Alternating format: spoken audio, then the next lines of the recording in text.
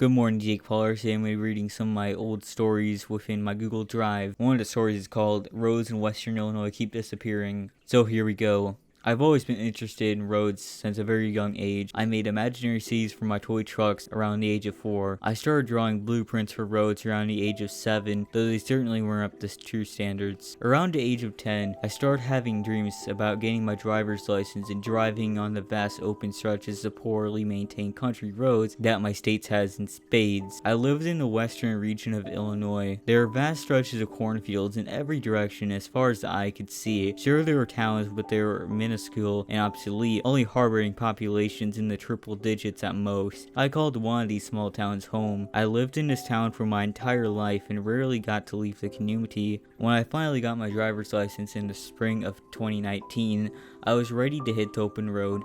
Of course, there were limits on where I could go. For instance, I wasn't allowed more than 5 miles outside of town limits.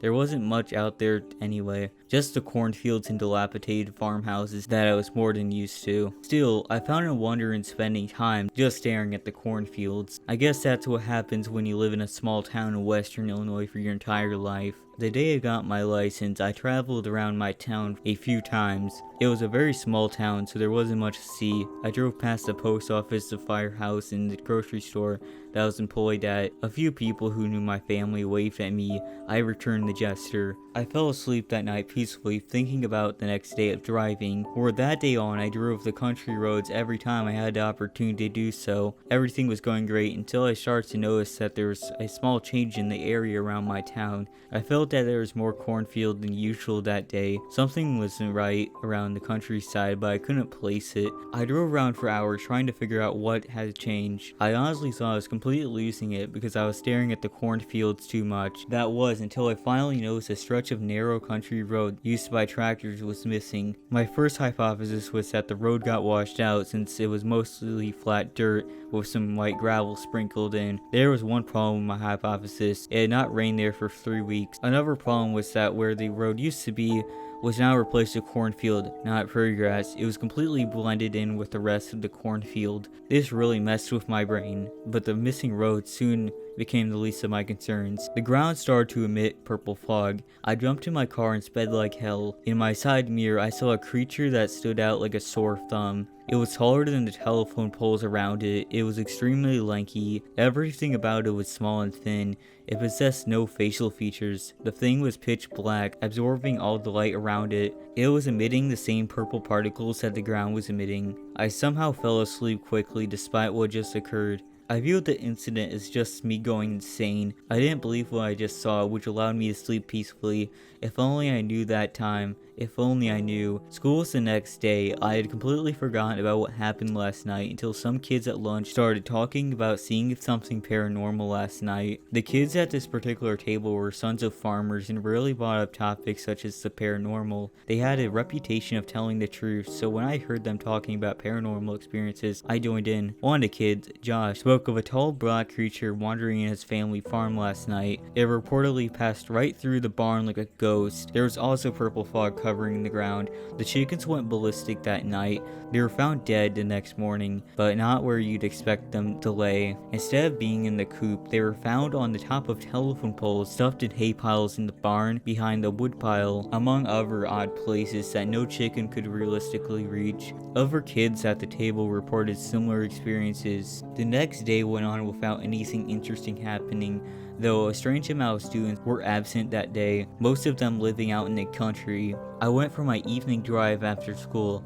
I was traveling on my typical route when suddenly I stopped. I stopped because the road ended. There was no way it ended here. It went on for miles and ended in a T intersection, not just randomly. What was previously road was now just a cornfield. I turned around and headed home. I went to my laptop and searched my town in Google Maps. I knew for sure that the road ended in a T intersection, but Google Maps claimed otherwise. What was going on? I checked the satellite view and almost passed out. It showed that there was never a road there. I zoomed out in frustration and then noticed something odd. There was a huge area of purple that formed a circle not too far from town. Adding on to all the new information, I noticed an absence of road around the circle. circle. Roads that used to exist no longer showed. The absence of road formed a circle. There was no houses out there, just cornfields. I knew for sure that there were houses out there. I began to connect the dots. The absent kids that day lived in the exact area. I passed out on the floor. I woke up at about 5 o'clock in the morning. I was going out there to find out what the heck was going on. I knew I wasn't allowed to drive that early, but I felt this was more important than the rules. I had traveled 2 miles outside town when I suddenly stopped. The road ended closer to town than before.